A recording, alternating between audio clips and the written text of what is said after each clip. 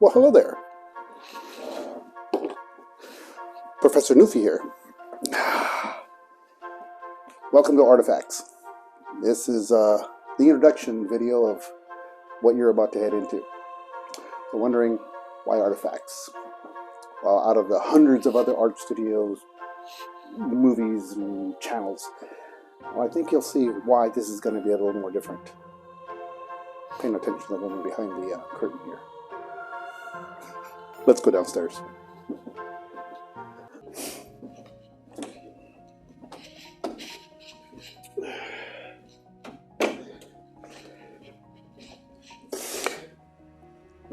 You know, before we head down to our studio, my studio, thought I'd take a stop right here when you head downstairs. You know, one of the big myths in the arts, and people who are not involved in the arts will tell you, don't get into art, there's no money in it. The sad part about that comes from a lot of people who are ignorant. And don't get me wrong, ignorance is not something I'm saying is negative. Ignorance in a way where not knowing. I'm ignorant about a lot of things. It doesn't mean that you're stupid or dumb. It just means that you don't understand. So before I offend anybody on that, just to let you know, those words are coming from ignorant people. Case in point, take a look at this here. This is actually a prop from a production set that we did for Thomas Road Baptist Church. They have the biggest Christmas presentation in all of Virginia. It takes quite a bit of work, and my wife and I are the ones who do all the artwork for it. Another person designs the stuff, but we come in and we set everything up. This is actually made from foam, wood, cardboard, and I come in and I have to make it look like it's steel, wood, stone, worn, brand new, whatever the case is. I have to come in and do that. With the help of my wife, we end up working that together. There is money in art. You just have to know where you're going to go and how you're going to obtain that. You can't just walk into a university or expect to go into a university with an idea of, I'm going to get a degree in art, and then expect it to happen. No, you have to have a direction. You have to know where you're going to want to go. You're going to have to know what it's going to take to get you there and the steps it's going to take you to get there. Because I'll tell you, in the arts, be it performance, be it visual or musical, they are the most competitive fields to get into. And you have to prove yourself. You can have abundance of talent, but if you don't have the determination, the tenacity, and the discipline to work hard, you're not going to make it. Let's head on down. When we think of art, or when art is thought about, we think about the masters, Leonardo, Michelangelo. We think of works like the Mona Lisa. But see, art goes far beyond that. These two titans were the ones who actually put art on the map to what we know of today. Many, many, many things that they have discovered and they relished to put into their work are seen today in what we have. It's not just this art that we see in museums. And that's the idea a lot of people get. They think that's the only kind of art that there is. Oh, not at all. Look around you. It's all over the place. Even standing behind me right now, the logos from the universities which I attended, the clock, which isn't moving, all designed by artists. Yeah, look around you. I challenge you to look at anything you're at right now. Right now, as you're looking at me, look around your room. Look around the house you're living in. The house that you're living in, designed by an artist, architect, not an engineer. Don't get them confused. They're the ones that make it stand. The architect is the one who designs it, comes out with the idea. The car that you drive, the clothes that you wear, the design on the shirts, the cartoons, the movies. We'll go even further. Musical arts, the songs you hear, the background music in movies, the commercials. It's all around you, and you're not even aware of it. It's kind of hidden in plain sight. Even the bridges that you cross over. Engineers made those work, but the architect is the one who designed the bridge. So you have to kind of make that scope even further. I'm even so bold as to say, yeah, there's art in everything, even in nature, even in a pile of dog dung. Oh yeah, rocks, the whole bit. Yeah, but now, the question is that worthy to be in a museum? Nah. I'm one of those artists who do not look at a lot of contemporary art and give it a lot of respect. Don't get me wrong. There are some few contemporary artists, but very, very few. And some contemporary artists, but very, very, very few that I'm impressed with. Maybe 1 or 2 out of 1,000. Seriously? Yeah, I mean, a lot of people will use art to say, I am feeling the art. It's true. As a matter of fact, the Oxford Dictionary calls art something that's creative or developed for people who are coming up with novel ideas or something to be creative. Yeah, it's true. There is. But it goes further than that. Come on, let's go take a look at what else we have. When people think of art, such as museums or blue chip art, they think of gallery work. I've had several shows, and in honesty, usually in these shows, I usually end up just selling 1 to 2 paintings. That's it. And the art that we know isn't just about gallery art. It's also about our history, where we've come, who we are, and where we're possibly headed. Art encompasses everything, as I said earlier. And that's what this channel is going to be talking all about. Not just the blue chip art or gallery art that we see of today. As I said earlier, if you look at art for just the idea of gallery art, historic art in museums, there isn't much money there. And there's a lot to that. We'll get to that later. But the point that I'm making is, I said earlier, art is all around us. It's where we are. The clothes that I'm wearing, for instance. Everything around us. Children's books. Anywhere you look, there's a potential to be making art. But here's the thing. You have to know where you're going. Let me use some other examples.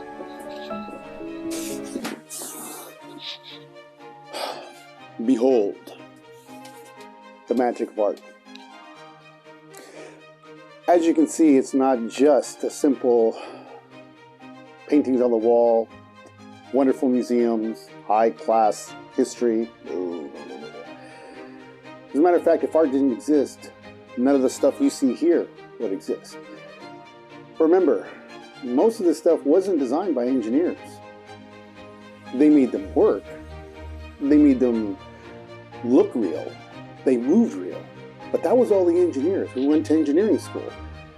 But to develop a character, to come up with a timeless character, that takes the skill of an artist that has to think ahead and what possibly could be in the future.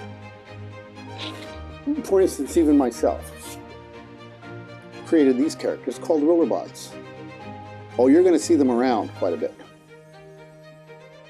I actually started developing them back in 1979, and they are today what they are of 40 years of research. But even something as a caricature of Air Force One An artist had to come up with this idea, this kind of concept. And this is what we are going to be talking about. We're going to be talking about how characters are developed. But I know some of you out there have goals. I don't use the word dreams because if you're dreaming, you're not going to get anywhere. You have to set yourself goals. Some of you would like to work for an animation company. Some of you may even want to start. And today, with AI and animation coming, I'm going to tell you, it's probably not going to be as hard as you think. But you have to develop something. You have to come up with an idea, a concept, in order to launch that. But where do you start? Heck, a lot of schools today look at art as enrichment. They look at art as something that's fun, extracurricular activity. The problem with that is that when you're in high school wanting to go on to art school, how do you get started? Where do you go? What kind of tools do you need? And as much as I hate to say this, 90% of high school art teachers aren't preparing you for what's going out there. That's what this channel is also about. We're going to go through the basics of a lot of the materials, all the way to advanced technology with the iPad, and even delve into AI. Getting your portfolio ready. Case in point, I'm going to challenge you on a question right now, especially you middle school and high school students who are watching this, who do have the ambition to work in the art field. I'm going to ask you this right now. If you had the opportunity to work in an art studio, where would you go? Where do you get your internship? How do you gain experience? Well, they have work experience. I mean, you can go and work at a fast food place. You can get some managerial background. And there's nothing wrong with that. I'm not saying that at all. But in order to understand skills, how do you prepare yourself to go on to art school? When you do get onto the art school, when and how are you going to set your goals to move to where you want to go? How is that done? I've been in this field for 55 years. Actually longer than that. Yeah, quite a bit at home. So I've seen the ups and downs, the stabbing in the back, the changing of deadlines. And believe me, when the deadline is changed, it's not their fault. It's yours. And you have to work around that. Sometimes you have to work 17 hours straight. Longest night I ever worked was 57 hours straight when I worked for a billboard company. Ugh, couldn't do that today. When I do 17 hours, it feels like 57 hours. That's another story altogether. Also keep in mind, all of our pods that we're going to cast aren't going to be as boring as this one is. This is just the introduction. But let's move on. Well, welcome to my art studio. Not much, in a matter of speaking, but I've moved a lot of my creative ideas and work onto this, the iPad. I've moved into the 21st century. But that doesn't mean that painting and illustrating, I stopped doing that altogether. No, I still do that. As a matter of fact, some of that work is applied directly to my iPad. A lot of people would probably think, well, working on an iPad, especially like my contemporaries, would say, well, that's kind of cheating. Well, not really. It really isn't. It's only a faster way to produce your work, to get it out to the clients. I find it extremely beneficial when I'm able to do comps for clients. A lot of other myths that go out there is thinking that tracing is cheating. No, it's not. As a matter of fact, I encourage it, and a lot of professional artists do too. I mean, after all, if tracing was cheating, then you'd have to call Michelangelo a cheater. You'd have to call Charles Schultz, the creator of Charlie Brown, a cheater. How about Chuck Jones, one of the greatest animators around, who actually illustrated Bugs Bunny, Porky Pig, did all these characters for Warner Brothers? He would be considered a cheater. Many artists use tracing paper. If it wasn't around, we wouldn't be using it. It's a shortcut to be able to do things. I use it with my younger students. They trace the line drawing of a face and then work the lights and shadows on that. It's an assignment after they understand the proportions of a face. I use this analogy. Most of you out there know how to ride a two-wheel bike. If you learned with training wheels, then you cheated. Doesn't make much sense, does it? Of course not. As a matter of fact, I'll even challenge it. Go ahead, take a face, just a face, and trace that face. Go ahead. And try to make that face look exactly like that photograph. You're gonna find it's not as easy as it seems. It really isn't. But that's a whole different field altogether, which will be in one of those iPods that you'll be able to see. iPods? Remember, I'm of old school, so you might hear me use terminology that's slightly wrong, so just bear with me. Hey, listen, we're coming to the end here. So listen, if you're interested in everything that I told you about, be sure to hit the like button and subscribe. When you subscribe, you're going to be opened up to a lot of other things. We're just getting started right now. Those roller bots that I showed you, we're going to have stickers, we're going to have mugs, we're going to have t-shirts, we're going to have all kinds of merchandise you can buy. There's going to be stuff that you can find on there, not just them. I also have several other characters. There's a group of characters called the Elite Seven, and there's also another group of characters called the Librarians of Historical Culture and Knowledge. Now, all three of these characters work together. Rollerbots, the Librarians, and the Elite Seven. But you'll see how they work out later on down the road. I'll have children's books available. There'll be quite a few other things available as well. So again, hit the like button and subscribe to the channel. This is just the beginning. We're going to take art and we're going to cover as much as we can and show you what it's going to take to get ready to be out in the art field. This is Professor Arnulfo Jacinto Jr. signing off, hoping to see you later on. Take care now, and may the Lord take care of you.